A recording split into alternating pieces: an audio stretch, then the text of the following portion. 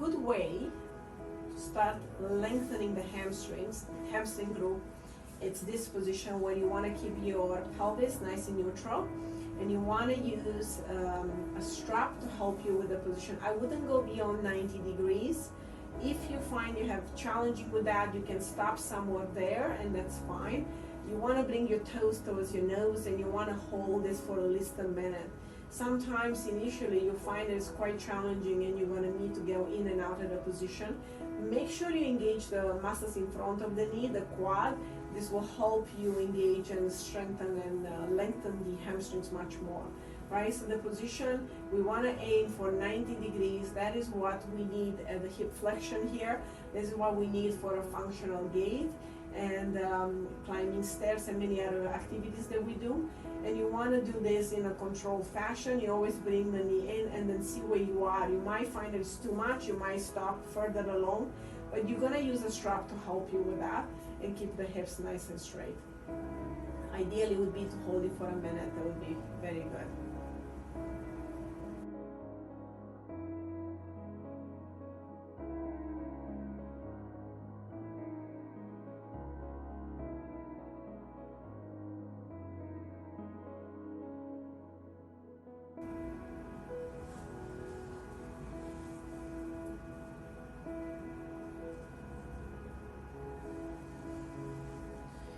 This movement is very helpful to increase the endurance of the muscles of the back, lower back, but also it will charge your hips. You're going to use a band and you're going to elevate the pelvis nice and slow, the way you peel a banana from the bottom up, and engaging the core. You want to keep your hips nice and level, and you want to hold this position. Again, your back should be nice and neutral. You shouldn't feel any arching happening here. You're going to hold this position. We're going to try 8 seconds hold, and then slowly placing it down from the top down.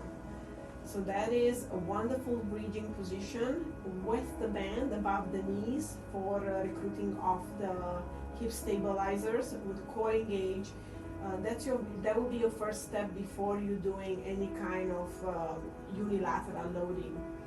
Now, what you could do here, you can add arm movement as well. So from here, as you're holding, you can do this movement that it will allow for back stabilizers to come in.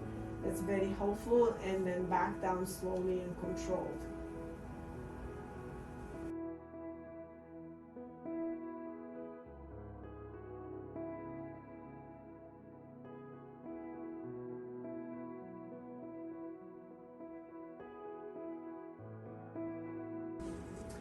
What I'm going to show you, it's a series of steps that will help you tremendously to improve hip confidence and core confidence post-op, especially if you had the back surgery.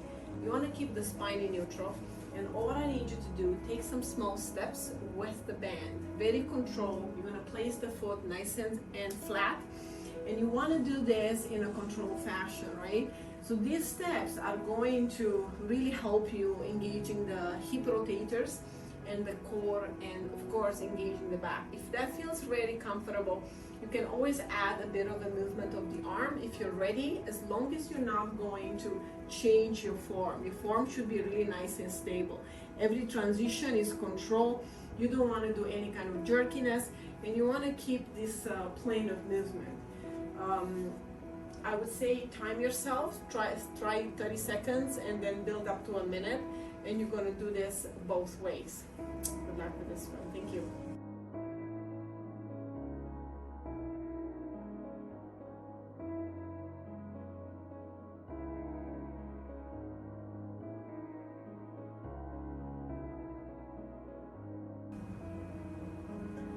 A wonderful way to start regaining some strength is using a suspension system. This is the TRX, but you could use any system that you can implement in your house using a banded banister. And you're going to do what you normally would do, a squat, which is a posterior drive of the pelvis, but you want to keep your spine in neutral alignment. You want to hinge only from the hips and keep the back in neutral. And you will use a band just above the knees to help you engage the glutes. and you want to perform this nice and slow. Aim for 10 repetitions. You're helping through the arms as well, especially coming back up. You should not go too low, and you should feel your back muscles feeling strong and not pulling in any way. So this is a really good way to start building up on the squatting position and building up the strength on the lower body and your back. You want to have your core engaged quite nicely. You want to make sure you're recruiting very well with that, and the suspension system will help you tremendously with that. So this is a wonderful way to start getting going with functional movement post-op. Thank you.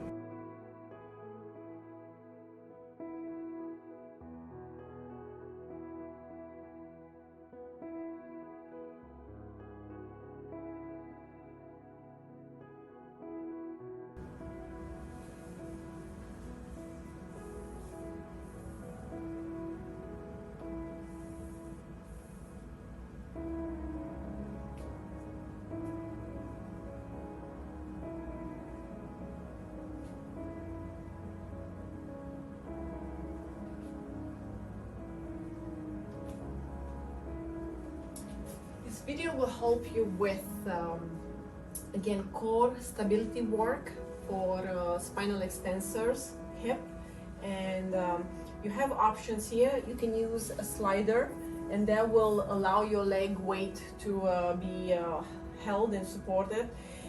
You can use a roller, as I did, so just to get some of the upper body and get your core engaged.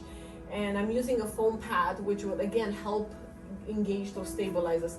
When you go through a back surgery, a lot of times the neuromotor control of the deep stabilizers, it's not as effective recruiting. Using these kind of external tools, creating a little bit of a challenge for the system, will allow them to come in and recruit. You have options here. Initially you might do just 5 repetitions, but in the end you want to build up to do 10, 20, even 30. So initially start with 5. You're going to do both sides. You want to make sure your pelvis is nice and level.